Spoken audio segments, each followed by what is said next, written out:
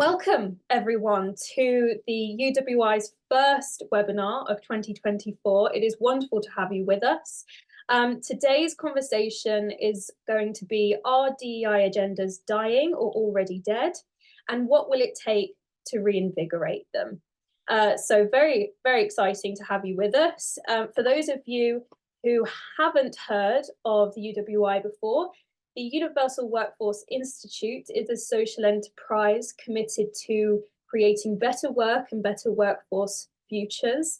And part of our role is to really frame conversation, to bring the seekers and solvers of these topics together to help try and solve the problems that we're having around diversity, equity and inclusion, the future of work, and leadership and culture. And at the end, I'll kind of go through a few of those initiatives that we're currently working on, but I don't want to take too much time away from the conversation that we've got planned for today.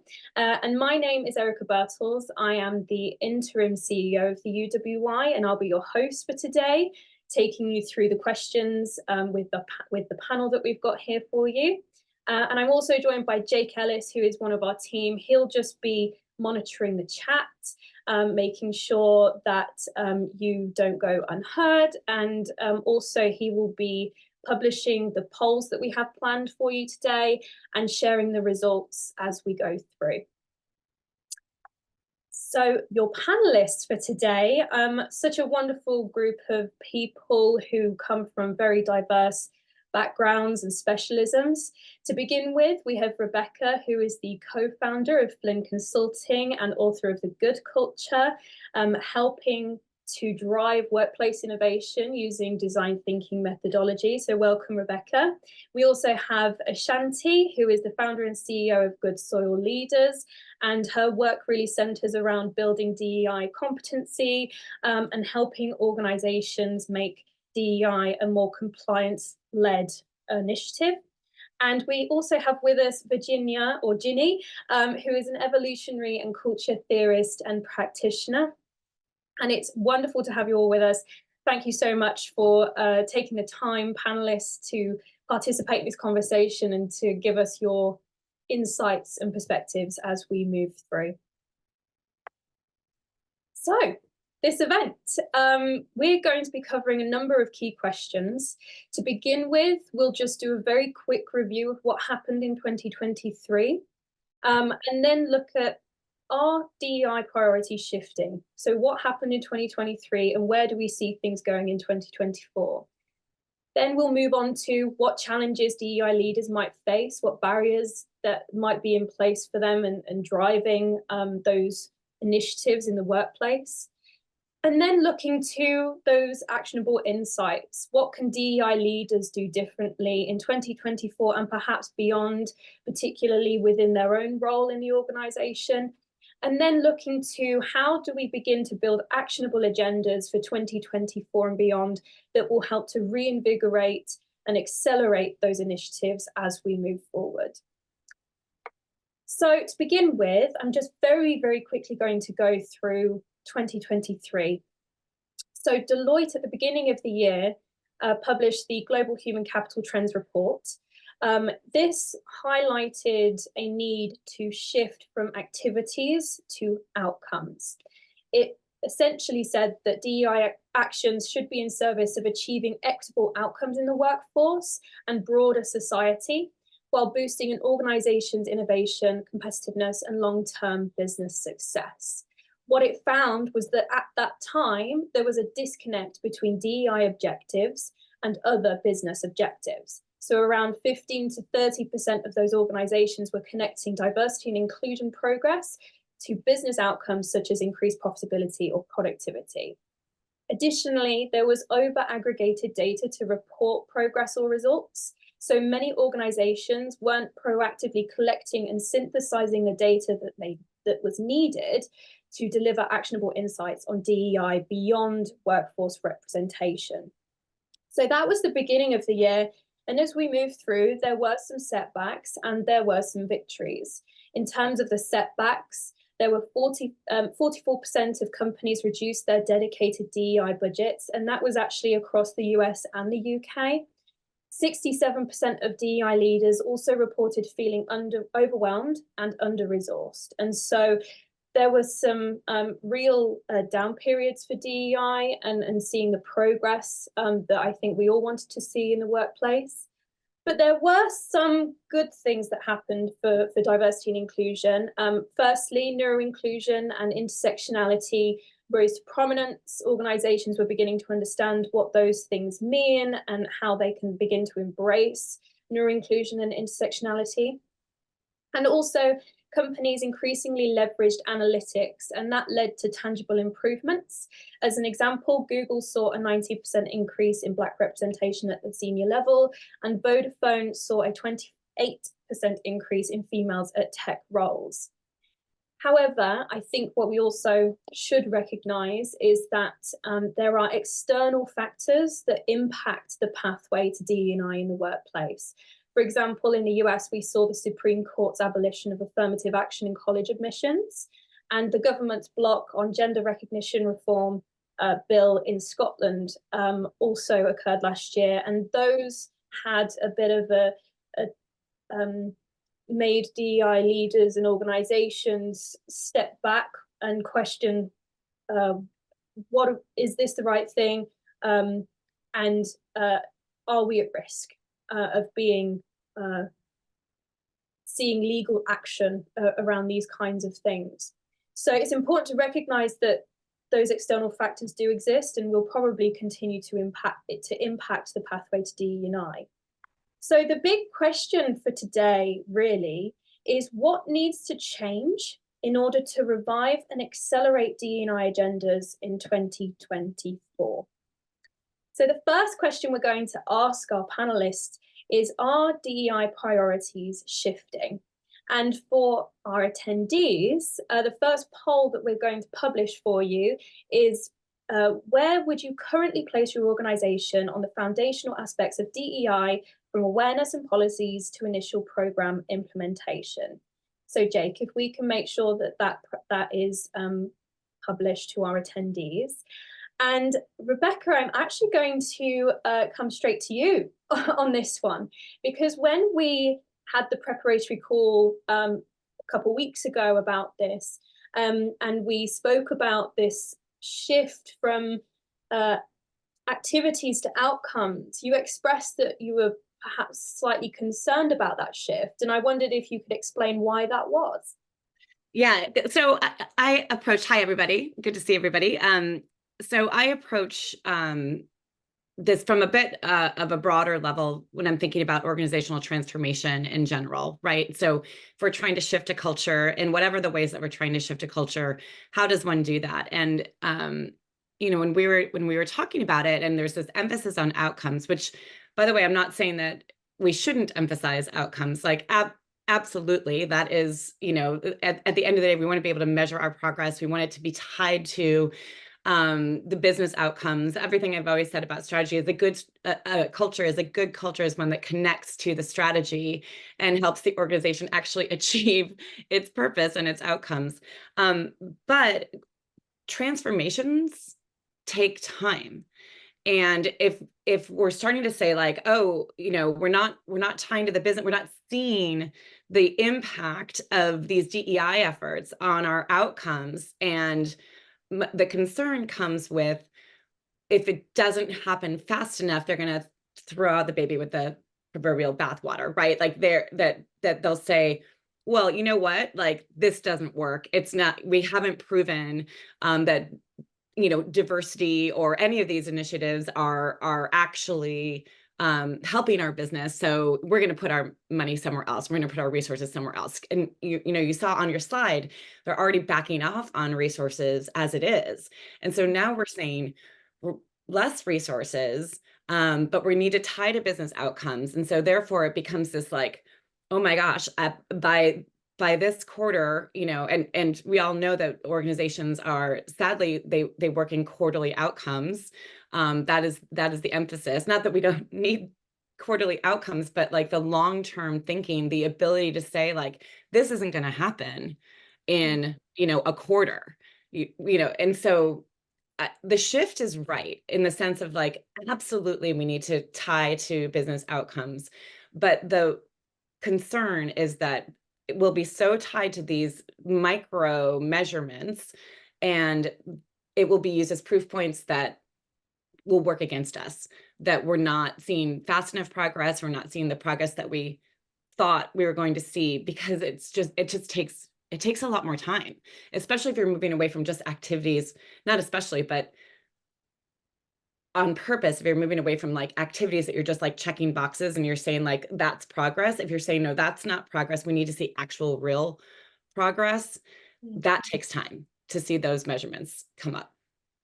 And so then moving forward, do you think those priorities are very similar to what they were at the beginning of 2023?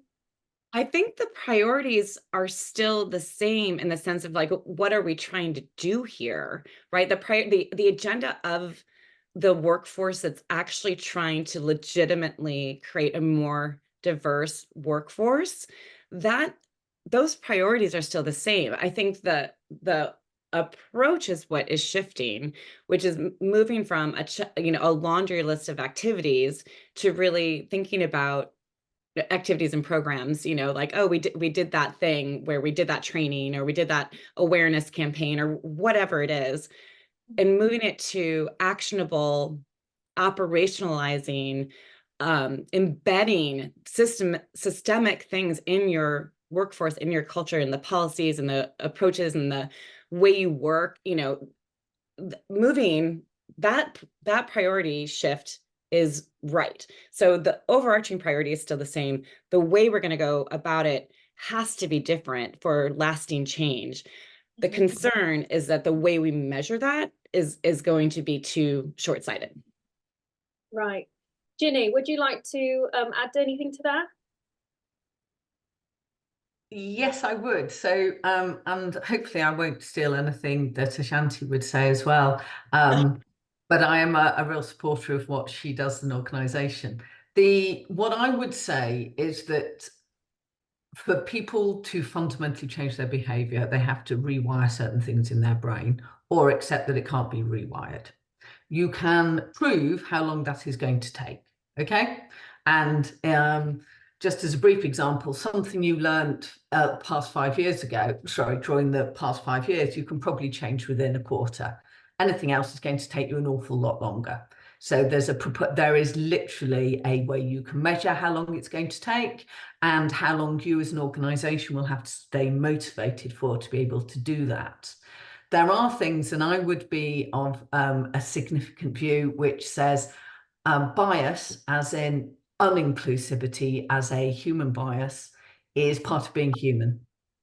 You're not going to train it out of someone because it wasn't trained in the first place. It's not something you learned. You might have learnt what type of person to be biased against, but bias to a group that doesn't look like you, sound like you, or act like you is part of your evolutionary history. So this is where I would steal from Ashanti and go, you have to make it like a law. You need to do this, you need to do that.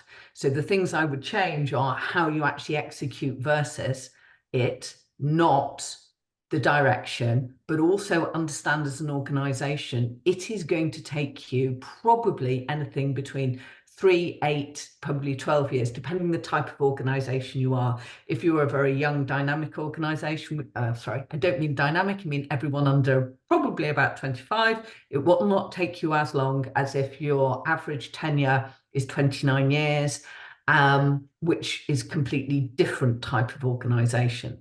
So we can prove how long it will take, how long you then have to motivate people for. And I would use Ashanti's methodology, because you cannot change programmed bias. Bias is the brain as a predictive organ.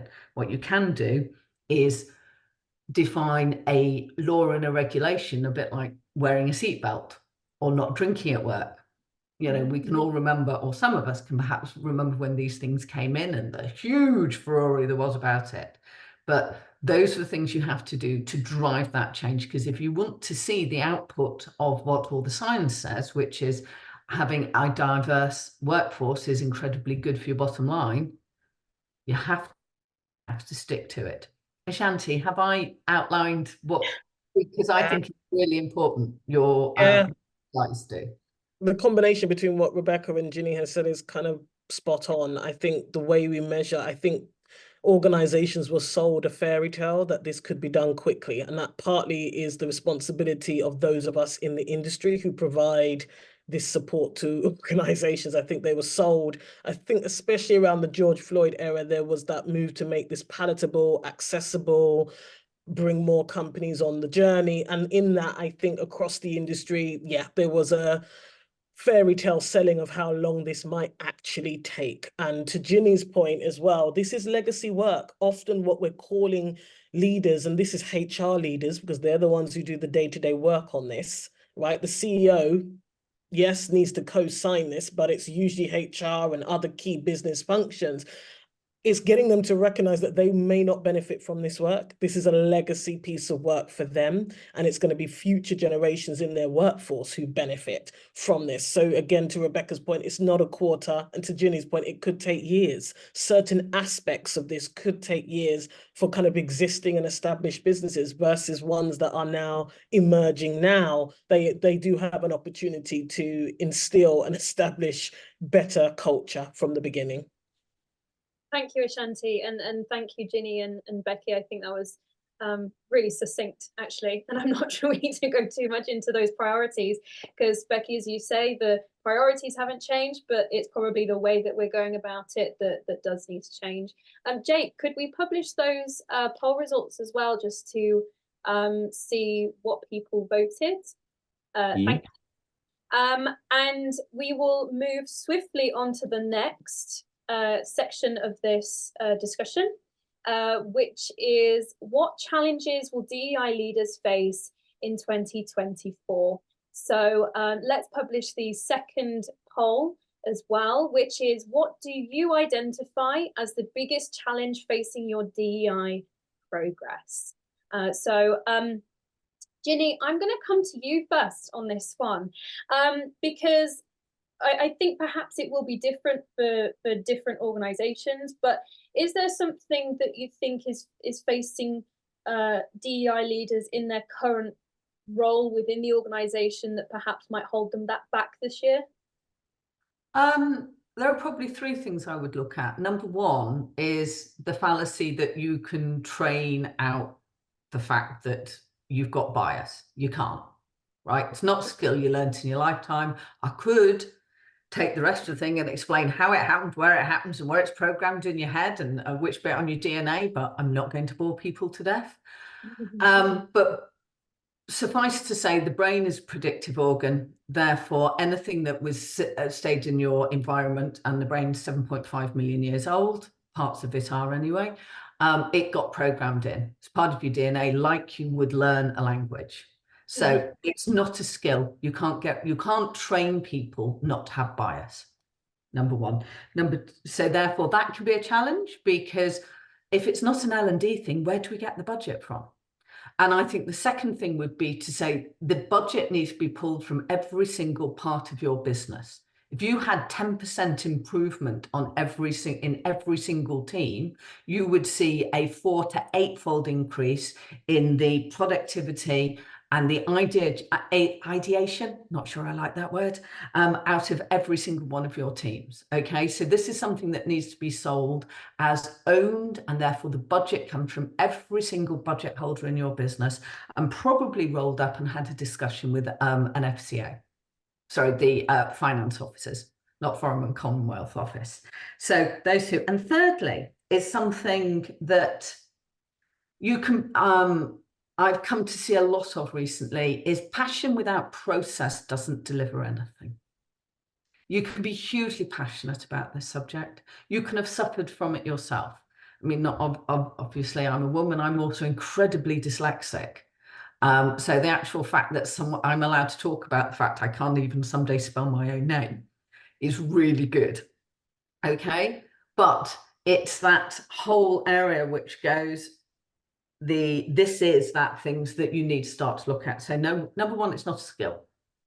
Number two, the budget needs to come from everywhere.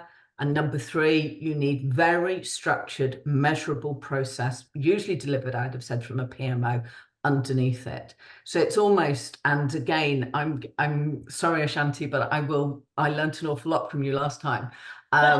It was the fact that, you know, heroes don't plant oak trees for other people to sit under. Process delivers that change. And those are the things I think we should be looking at.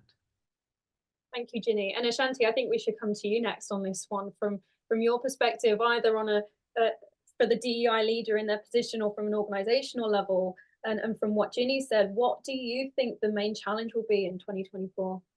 Well, it's interesting because when we saw the results from the first poll, most of the answers were pulled in two areas. People who were doing the foundational stuff, they're not at the beginning, but they're kind of working on their foundation. And then there was the sector that was looking at advancing. And I think the challenge, one of the major challenges is going to be, if you are a leader in this space, maybe you are a DEI professional or you are someone who's been tasked with this, is ignoring and, you know, separating the noise. Because right now, especially on LinkedIn, my feed is, you know, full of think pieces on why DEI is experiencing a backlash and why it's dying. It's really important in your key business role to stay focused on the business transformation. That is really important. Ignore the noise around social justice, activism, what Elon Musk thinks about this. These individuals they're not relevant to what you're doing in your business. So I think one of the major challenges that they're facing is focus. One, and two, without that focus, they can't then make sure this is compliance and process driven the way Ginny and Rebecca talk about, in terms of actually making that sustainable long-term change. I think that's going to be a big challenge, staying focused. And I think also, if you recognize you don't have the internal resource for this from an expertise point of view, etc., the difficulty is knowing who to work with. And I think that's a big challenge for organizations, because there are so many different archetypes and personas in this industry that don't have the core competency like Ginny does, like Rebecca does. You know, they tend to, organizations accidentally fall and work with maybe individuals who create content on this, who have a lot to say about it, who are passionate, but not individuals who have core competencies in organizational development, evolution. These are the kind of competencies organizations need to be leaning on in order to really cut the fat on this. Mm-hmm. Yeah, and thank you for sharing that. Jake, I would like to publish those results from the poll, just so that everyone can see what those thoughts were. But Becky, I want to come to you just to ask about kind of sustaining change, because as we highlighted in the previous section, it was sustaining that change that might be a challenge. Do you see that as the big kind of challenge that DEI leaders face? Yeah, I mean, I love what both Ginny and Ashanti are talking about here, because we have this hero culture. We do not reward legacy. We do not reward the people that are just doing the work every day, putting it in, kind of, you know, literally like hard coding. We call it like culture coding the stuff so that it's nudging your culture day after day after day, you know, and we don't reward that. We want to see the big like wins, right? We want to bang the gong, right, of the sales. We want to say like, look, the numbers shifted from this to this, you know, over the year. And that's what gets to this like sustaining change piece. Like, I'm all for like celebrating wins along the way. That's, again, not what I'm saying. Like, we absolutely need to do that in order to sustain the energy and sustain the enthusiasm and motivate. And so what are those things that we can kind of point out along the way in order to sustain the change? But we also need to truly, really think about, I mean, Ginny, the numbers that you're saying about like what it really takes, how many years it takes. I mean, I can't even imagine someday like a DE&I leader coming up to a board and saying like, hey, so we're going to see results of this in like 7 to 8 years. Cool. All right, great. I'm going to go do the thing. Like, it's just not palatable for boards right now. And it's, so how do we support and really get the data to support like the sustaining change and what we're going to see both in the short term and the long term, so that, you know, the executive teams can sign off on it, boards can sign off on it and say, okay, we get it. Like, here's what we will be able to see and what to expect. And here's why we're doing it. And it's for that long term. It's for what you guys were, what ladies, sorry, were saying about planting the oak tree, you know, and the legacy. And I think you can win some hearts over with that story, but it's really, really hard to do it if you can't kind of have both of those things happening, right? Like the short-term wins and the long-term wins. So the sustaining change part is going to absolutely be the biggest challenge that they're going to have here. And that's why we're seeing the burnout, right, of the DEI leaders, because they're pushing this uphill. Yeah, Jenny, you want to jump in? I want to hear what you have to say. Yeah, so one of the ways I've looked at executing this before and have done is factors. You can have small, really good, great spot teams and use them as in, you know, focus on a particular part of the organization, get that hugely diverse, watch what happens to the numbers, okay? Oh, right. I love then that. you can use that to go back. The other thing as well is boards are interested in shareholders. Shareholders are usually interested in the long term, not in the next 2 months, okay? And the position you can discuss with the board is the fact that this is about long-term shareholder value, okay? And there's an awful lot more, so shareholder institutions in and of themselves are actually changing. So some of the largest shareholder institutions out of the Nordics, for example, will now demand this of an organization that they have long-term funding within that. And there is a further shift in the marketplace to far more of a long-term funding viewpoint, not a pint high, sell it cheap, get it out the door, I'm out in 2 weeks or 2 months. The other thing is if you're looking at it from funding from a VC perspective, and obviously VCs, whether you're, you know, whichever stage you're at within a venture capital route, then they also will have an eye on what people think about what's going on. Okay, so that would be the balance. I'd say small, quick hit teams, show it works in small places like tiny little drops, stones in a pond. Yeah. Long as shareholder value. But you are right. In the end, we're talking about legacy. We're talking about a world you want to leave for someone else. And if people usually have family that they might be considerably interested in, the fact that they might change the world for those people as well. So those would be my emotional psychological pulls. Shareholder family, small little drops, prove it, then get the support for a long-term program. Yeah, and I think it's interesting, again, looking at those poll results, the two things that came up highest was getting executive buy-in and measuring impact. But those are tandem, you know, you need to be able to measure and demonstrate the impact to get the executive buy-in, right? And the way to do that is measure impact in the way you'd measure any other business function. It's no different for diversity, equity, and inclusion. And so what you need to do as a DEI leader may be potentially how you came into the role. You may not have worked at that level before. You may not have been involved in budget conversations, in business transformation processes. Learn from your colleagues in other functions who do have to demonstrate against a certain matrix and a measurement tool, how you do that in diversity, equity, and inclusion. And you'll see a massive difference in the way your leaders respond to what you're planning on doing. Even your cousins who are in L&D, they have to do that, right? Because a lot of their budget is spent on sometimes intangibles. The training is intangible to a great extent. How they measure employee engagement as a result of, you know, training on a system or a process. So they're already doing this, and there's a lot that you can learn from, you know, parallel departments in your organization about how they are presenting the business transformation to executives in the business. Yeah, and Ashanti, is there a sort of a challenge around what the lens of the organization is on what DEI means to them and what DEI means to the leader leading the charge on this? Yeah, I think, again, there's a lot of noise and distraction because, again, this has been traditionally sold in the workplace as how do you feel about this? Bias, sentiment. There's an expectation of leaders to go home and really lose sleep over this, which is inappropriate and misplaced. It shouldn't be about how individuals in the organization feel about any issue, humanitarian issue that's happening around the world.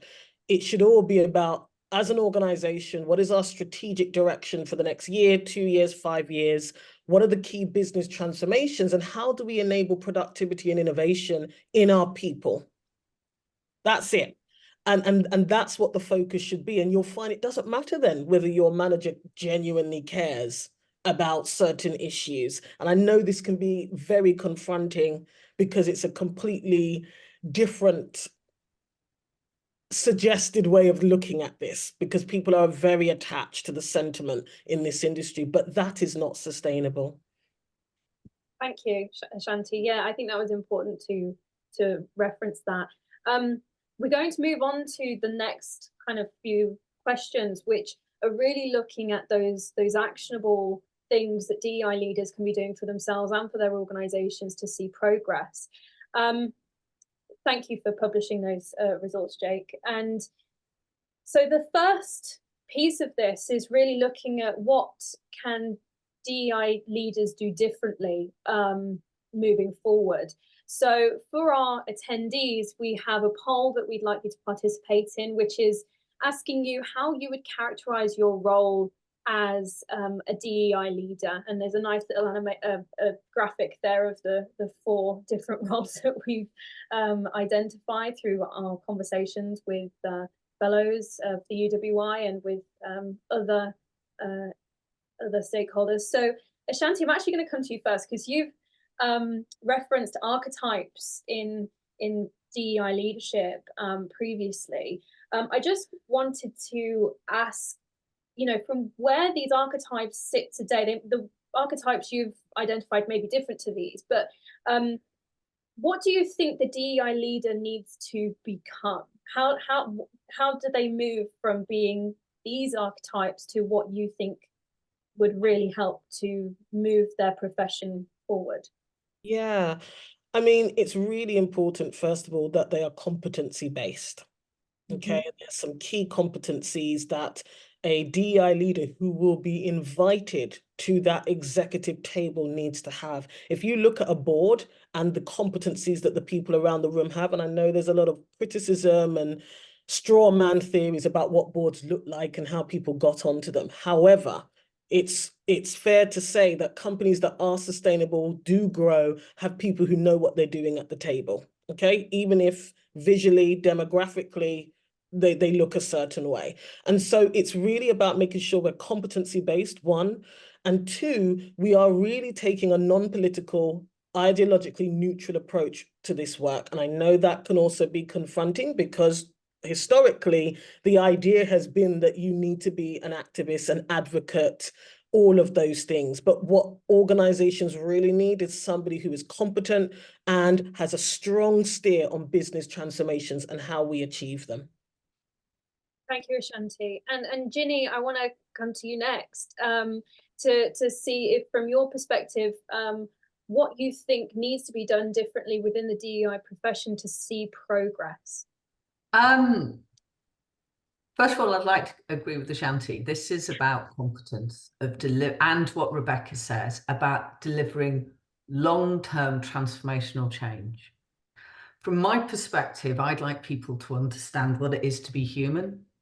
I think you can't go into this and start to advocate for things being done differently if you don't understand how human beings work, how you're programmed, what skills you've learned, what things are programmed, evolutionary within you. And then also, most importantly for me, is the fact that we are uniquely competitively advantageous as human beings, okay? We are one of the probably 6 species on the planet, we can include mushrooms and bacteria in those, okay, who have managed to change the environment. We're living in what's called the Anthropocene because of humans' impact on the environment. But what we have lost in the past 250 years and 100 years of business theory is that group and group dynamic matters. That trust, power, and truth needs to be held by a team and not by a person. That knowledge is power to everyone and not me, and that our competition isn't the person sitting next to me, but is the people we are competing against for customers. If we put those 3 things at the heart of DE&I, along with Ashanti's competencies and Rebecca's change theory, I think what you would see is huge impact. Because there's one particular measure, as we do in evolutionary theory, we look at any competitive system, which is, does data, information, knowledge, skills, tools, or competency move to the point of maximum competitive advantage as fast as possible? If it doesn't, you're not. And I believe the underlying challenge for DE&I could be to deliver that. Because if you do, you will own competitive advantage for your business. Thank you, Ginny. Yeah, that's really quite profound, what you're saying there. And Becky, I just wonder if from your side, what DEI leaders could be doing differently in terms of their approach to the problems that they're seeing in the workplace. I just want to drop the mic at Ginny's. How can I add to that? I mean, the thing that was really like touching me about what Ginny and Ashanti were saying, this humanness piece and really understanding people. You know, my work over the past few decades has been really around how people actually manage change, how they thrive through change, right? Like how it's like the way that we react to change is we all go through very similar processes, but we all do it at different levels and a different pace and at different, you know, we have different skills around that. And so having your DE&I leaders be really deeply ensconced in understanding the humanness around what it takes to make these changes is so important. I Ashanti, what you were saying about, like, you know, you have all these people that come in there that have like, they're like thought leaders, right?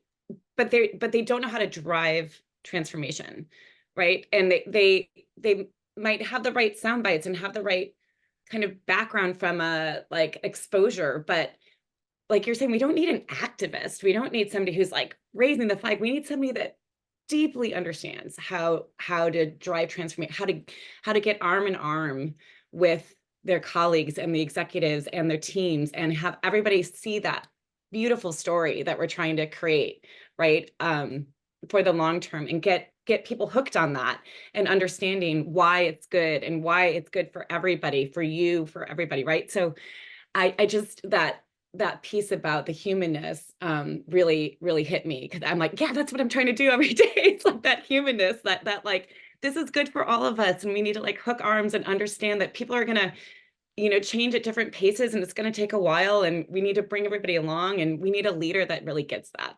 Yeah, and the thing is, what you said there, Rebecca, is key about the fact that pace of change differs according to, you know, from person to person. But this is why we can't rely on individuals to change in order to do this work. And that's the piece. It's about accepting that bias exists, as Ginny says. It's built into us. That's it. So we shouldn't be questioning whether that's true or not. Right. It's the understanding that pace of change varies from person to person, because that evolution will continue or not, depending on who they are and who they choose to be. So the next level up is really compliance. And we see this in other industries. The health and safety industry did not wait for people to feel like it was important to put, you know, not put a ladder up against certain walls, or make sure they put the cone up when it's wet on the floor. It's done. There is no emotion around this, and facilities managers are not stigmatized online for not being great leaders. They just do their job. And we can see how an industry like that has progressed on. When you think about the world of work before health and safety became a regulated industry, we would want to go back to that, but they didn't rely on us to actually care about these things. And very quickly, I'd like to share, and I always share this, you know, I am someone who works in the inclusion space. And do you know, sometimes every time I go to my local doctor surgery, parking is limited.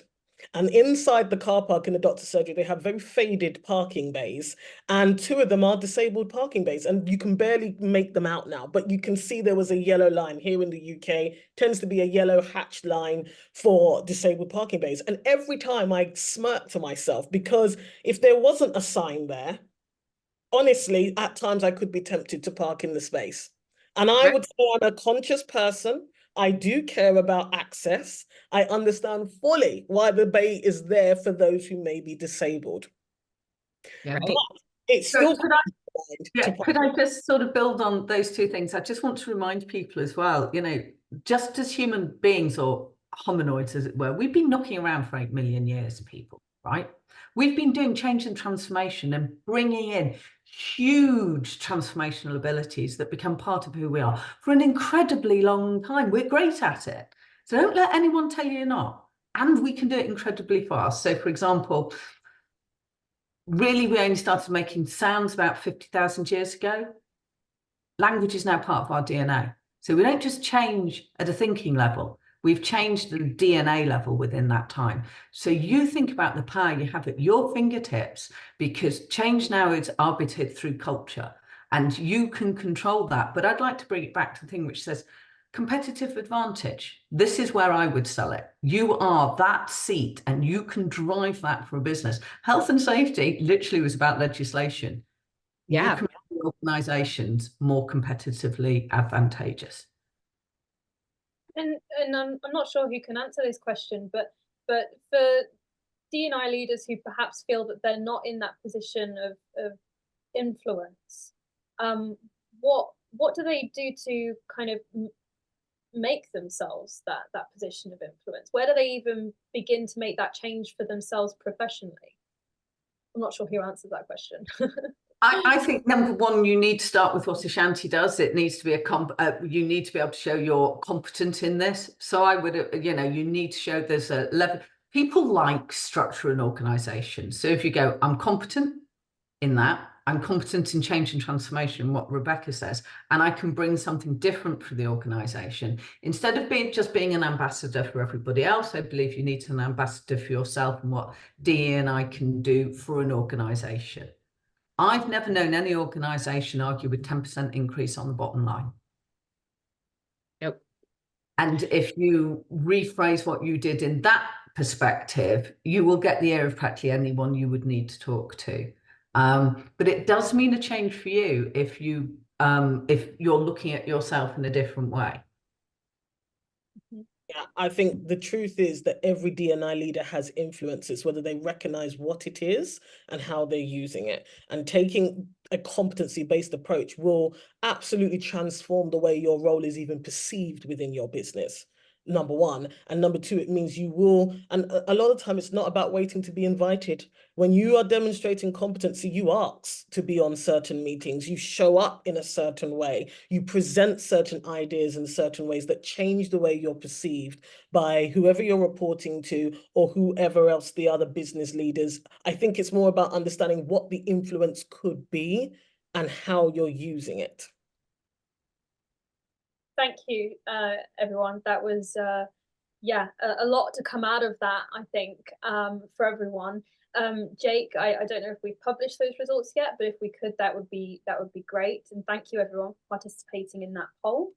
And we're going to move on to the last section of this discussion. And if anyone has any questions for our panelists, make sure to input your questions into the Q&A part of the webinar, and we'll come to those at the end.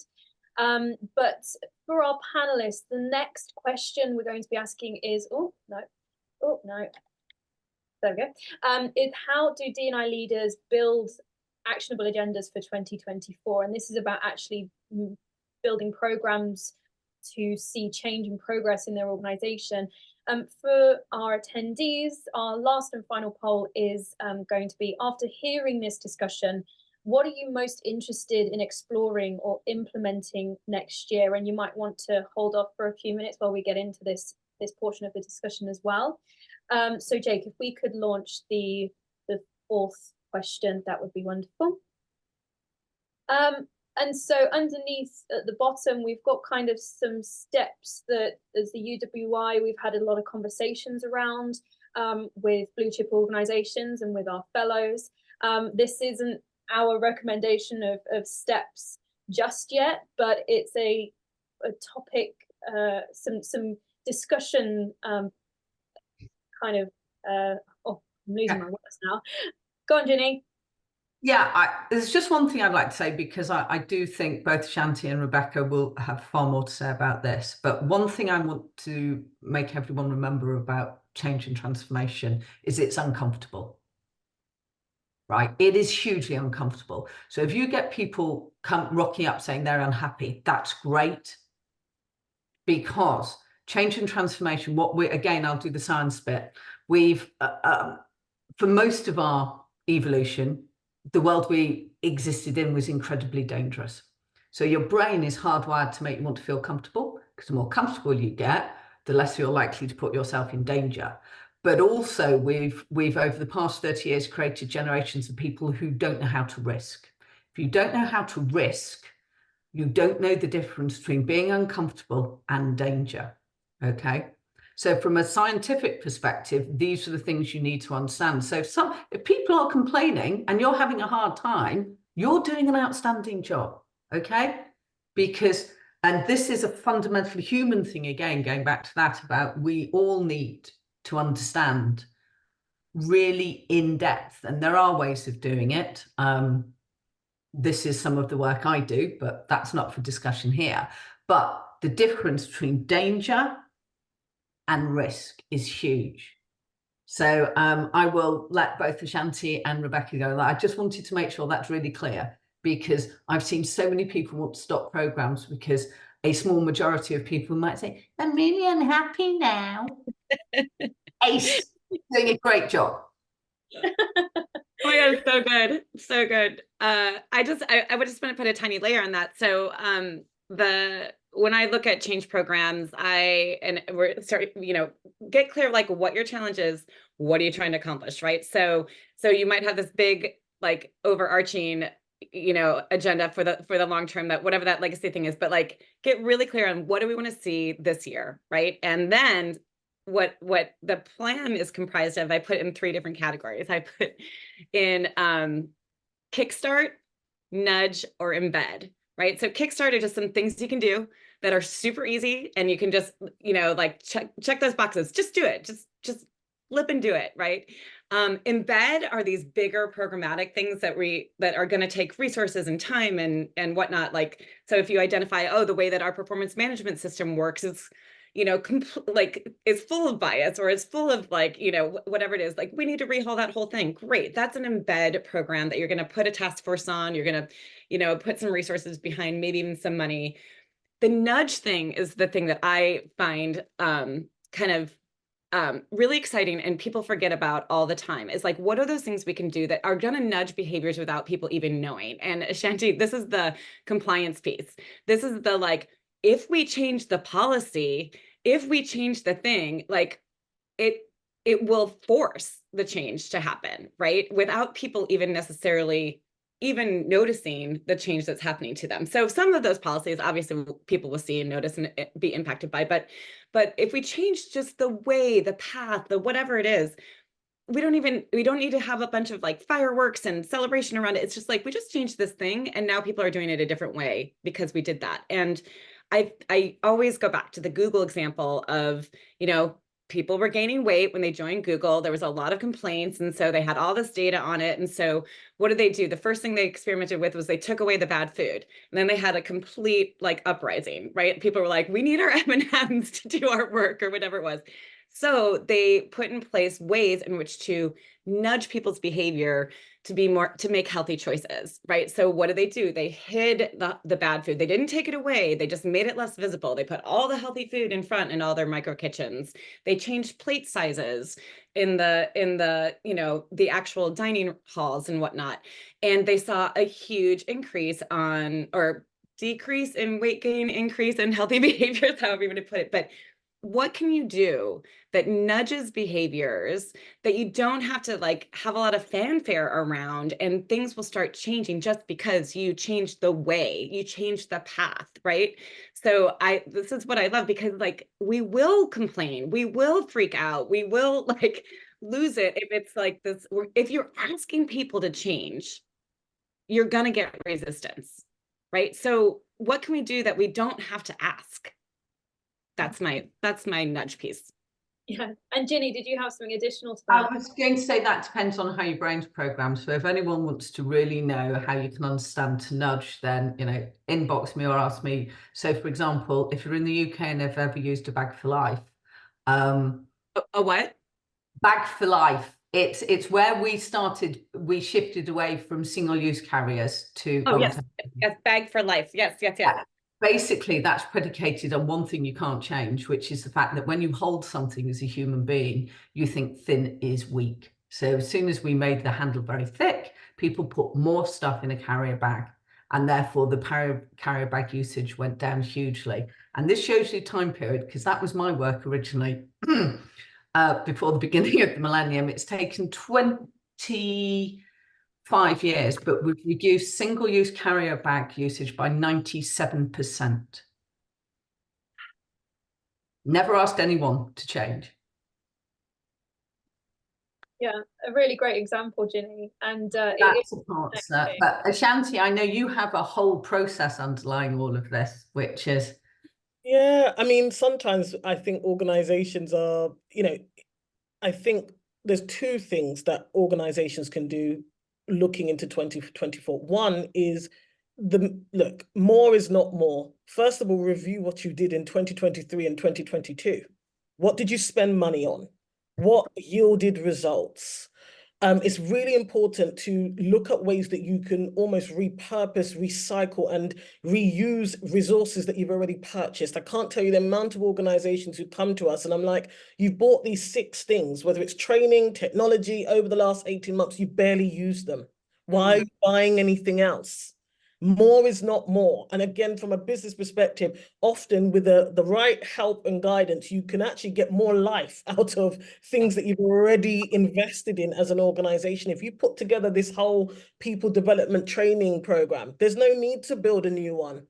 Look at what you have, enhance it. So I think that's key, is look at what you've done before and look at how you can get more life out of what you've done before. And then the second thing I'd say is hold. I know it's difficult. There's that thing about wanting to see results, etc. But actually the holding period of just making sure what you're doing is yielding results is extremely important. And that might not feel like progress. There's a great analogy that someone shared with me years ago when I was whinging about lack of progress in a particular area. And they said, look, when you get on an aeroplane, it doesn't feel like you're moving. And then when you get to the destination, you've traveled thousands of miles. And I think there's a key thing here about that resilience and that hold period for DEI leaders of realizing that work on what you're working on until you've gotten all of the life out of it. And then you think about, do we need to add something? Do we need to do more? That's what I think is kind of really valuable, I would say, insight from doing this work. It's look at what you've got, get more life from it, and hold to see what the results are, what the true impact and transformation is. And I guess my question really, Ashanti, is when it comes to leadership buy-in or getting the green light, how essential is that in terms of, moving the dial on these initiatives? Look, it's important, obviously, if you want to get sign off on budget, for example.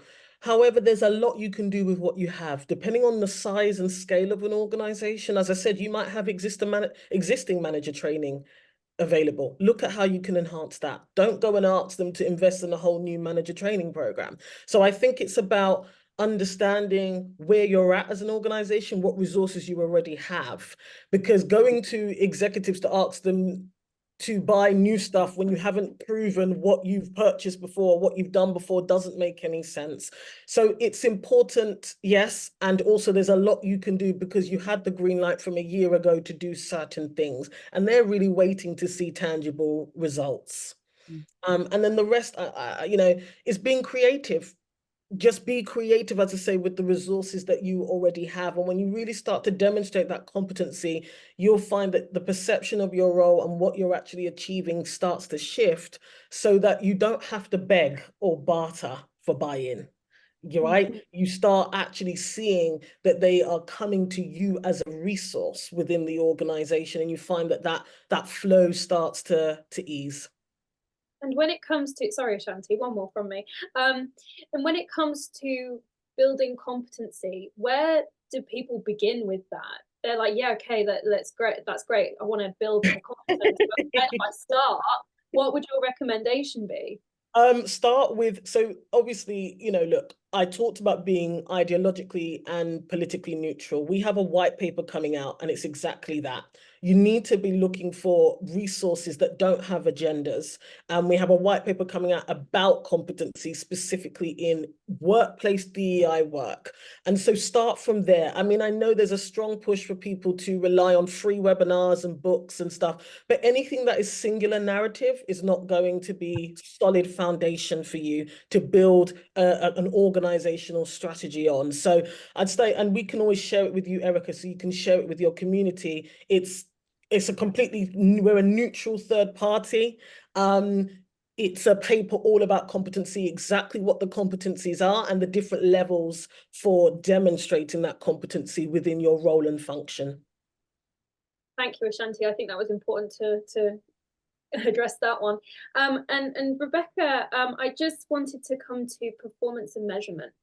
I think we've briefly touched on how important that is in this process, but from your experience, where does performance and measurement of these initiatives kind of come into this discussion about kind of sustaining progress and seeing change? And I mean, it really depends on the organization as far as like what you're measuring, what you need to measure. I think we've kind of hammered home the point of like this, like we need to tie into the business outcomes, that if we're tying into the strategy and the business outcomes, like Ginny said, like nobody's going to argue with, you know, a 10% uptick in, you know, your business's performance. So, and what Ashanti said about like, talk to your colleagues about how they're measuring, you know, their efforts, right? And align with that. And actually, earlier I wanted to say something about like the sustainability effort. I feel like is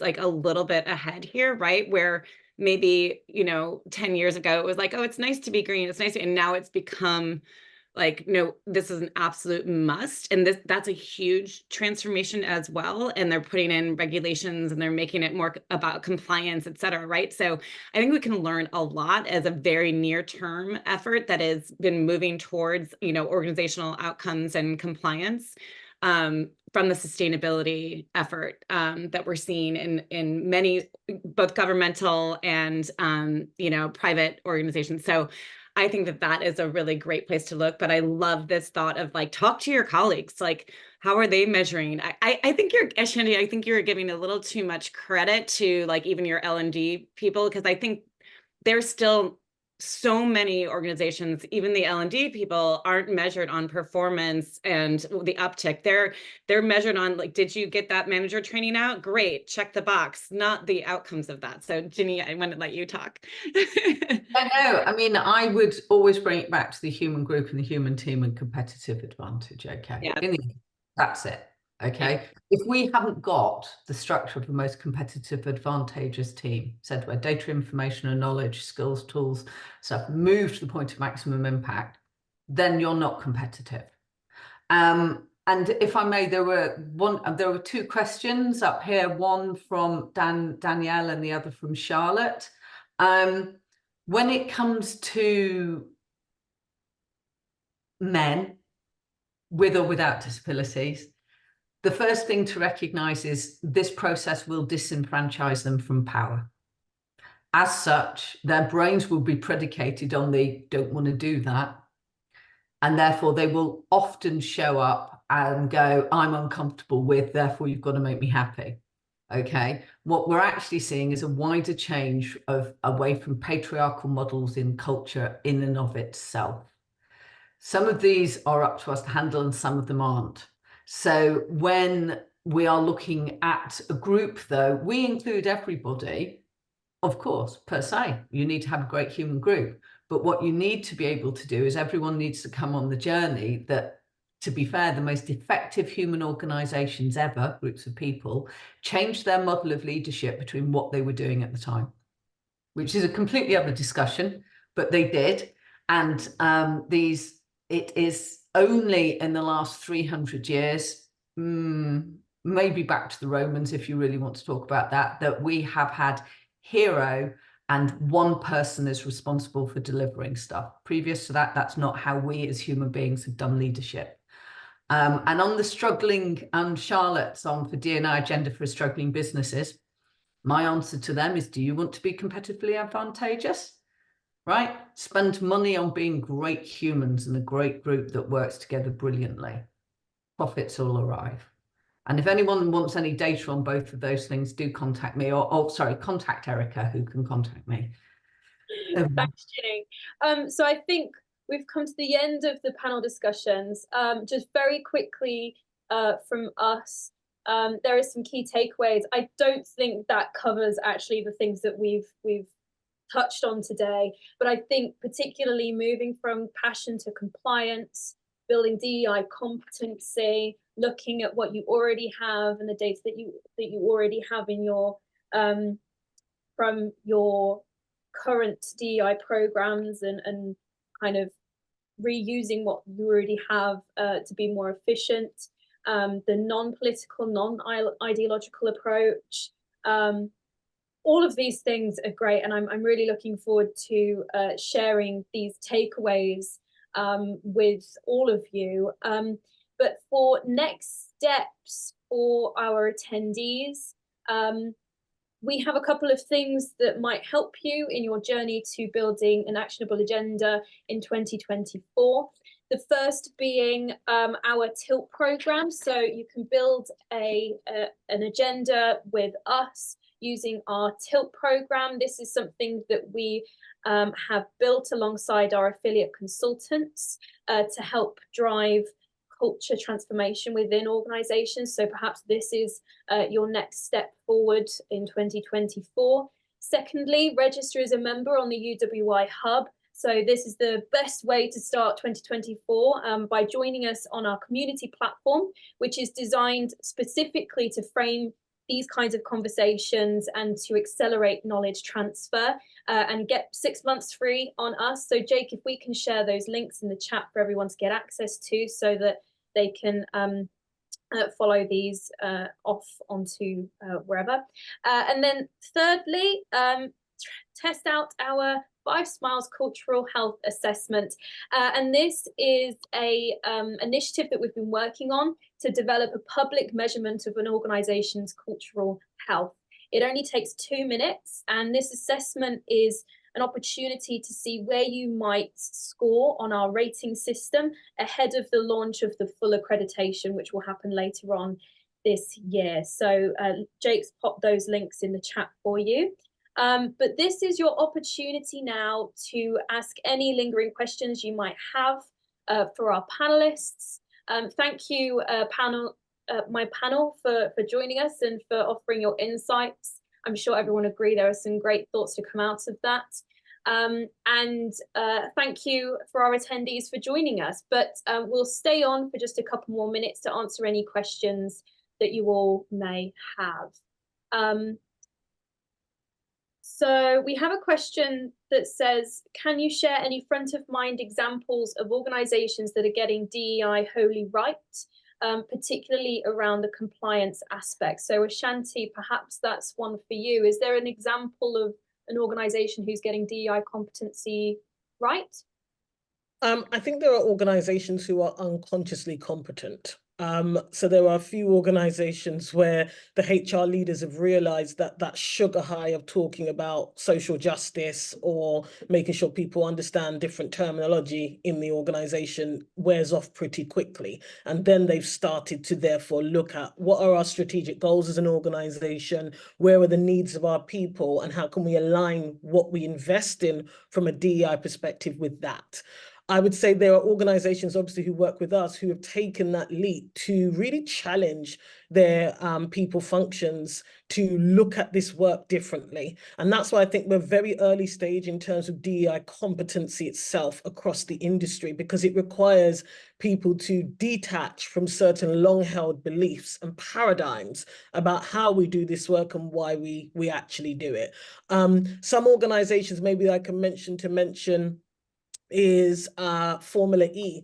they've worked really hard over the last year internally. You won't be able to tell externally because their focus hasn't been on making sure that other people know what they're doing, but internally they've made sure that each of their HR people have had competency training in DEI, that the strategy that they formed is aligned with where they're going as an organization. And they're very focused on the key areas in the business that they need to grow. So those are good examples. You've got other organizations I can think of who are very active in the M&A space. So they do a lot of mergers and acquisitions. And what they've done is look at how are they conducting that activity. And they now have inclusion, mergers and acquisition guides that all of the ecosystem are using. So they've aligned it with what they're going to do anyway, where they're already spending money and where their people are impacted. They're not overly concerned about what it looks like from the outside. They're really looking at their processes and systems. Thank you for sharing, Ashanti. That's, I think, it's nice to hear a real world example of that working. So I've got a question here from Charlotte Hilliard, which is, how do we keep D&I on the agenda for struggling businesses? It always seems to be the first thing that takes a hit when profits, etc., are in trouble. So I don't know which one of you wants to take that. I did sort of cover that, Erica. Sorry, I saw them on the screen and I ticked a box. So personally, for me, if you have excellent D&I, you will be more competitive than if you don't. And if an organization doesn't understand that, you probably need one of us three to come in and tell them. But it is about being competitive. The amount of work that is out there on a scientific basis that shows you that, if you get people who don't want to accept that, that's because they perhaps hold the view that that is not what they believe competitive advantage is. And that's why I bring it back to being human. There's only one test: data, information, and knowledge. Skills, tools, or capability. Move to the point of maximum impact as fast as possible. If it doesn't do that, you don't have it. So if anyone power brokes knowledge, if anyone doesn't share, you immediately are in an environment where you're not competitive. And that's just on an organism-based process. Thank you, Ginny. Did anyone have anything to add to that, or no? Cool. I'm just going to review the other questions just in case Rebecca and Ashanti wanted to add anything to those. So Daniele asks, as a founder of an I&D consultancy, Ashanti, actually, I think you might know Daniele, engaging men with inclusion, equity, and diversity. I'm still amazed at how few DEI leaders have an engaging men strategy that focuses, that recognizes, that men are all all different or at different stages of the journey. What do you think needs to change? Yeah, I mean, overall, Ginny did answer that question around the fact that the reality is power has to be shared. And of course, if you're part of a group where historically, because I think this is the important thing to remember, that there's different generational differences, there's also intersectional differences, you know, the power, so to speak, systemically that a man of color has had is far different to that of, you know, a European man. But again, then you have to look at the intersection of class. It is complicated. And so I always go back to competency, because taking a competency-based approach means you're not making assumptions based merely on the identity of the groups of people that you're trying to make sure can be as competitive as Ginny is saying, in a harmonious way within a business, right? So a competency-based approach would mean that you are not ignoring men, nor are you singling them out or demonizing them as a collective for their supposed kind of wielding of power over everybody else, because quite frankly, human interaction is far more complex than that, even when recognizing the systemic and historical power dynamics that exist. Thank you. Yes, and Rebecca, is there anything that you'd like to add to any of these questions? I think it, again, going back to like change theory, transformation, you know, approach. At the end of the day, you're talking about individuals, and then you're talking about the group, right? And so when you're looking at your plan to change something in your organization, you have to understand who are the stakeholders, who are the sponsors, who are the people that are going to block your progress, who are the people that are going to encourage your progress, who are your change makers, who are your people out in the organization that you can co-create with in order to have it be a collective movement, not just some singular person, again, with the flag, right? So it's like any other change process when you think about it that way. It's like you just need to go through and identify, and it answers both of the questions, both on the struggling agenda one and the like white male, etc. one. It's like, you know, if you're struggling, it means that there's not an up, you're hitting against something, like there's a barrier to whatever your progress is. And so you really need to diagnose that. I love Ashanti's thought about like, look back, what's working, what's not working, what can we build on? We don't need to like recreate the wheel. Like you've got all this stuff. So let's dig in there and figure out what we need to do where and with whom, and try to have it be more of a collective. This goes back to the design thinking piece. Like co-creation is at the heart of design thinking. It's like, you know, how do we do this together? That so it's not this hero culture of like trying to create something. So I just threw a bunch in there, but it just kind of comes back to change theory 101 in a lot of ways. It's like, this is how humans process change. And we have to really ask ourselves, why are things happening or not happening, and then go back to our plan and adjust. Awesome stuff. Well, I think we're going to leave it there for today. And thank you, panelists, for your answers, for the questions and the audience questions as well. Thank you, attendees, for joining us today. We'll send you a notification when the recording of this is available if you'd like to revisit any of it. And we'll try to succinctly give you an overview of some of those takeaways as well at the same time. But look out for our next event in March. We're going to be talking about neurodiversity. So if you head over to our LinkedIn page, we have the registration link there for you. But once again, thank you all for joining us. It's been an absolute pleasure. And yeah, so we'll hold off just in case there are any further questions, but I think we are finished for today. So thank you, everyone.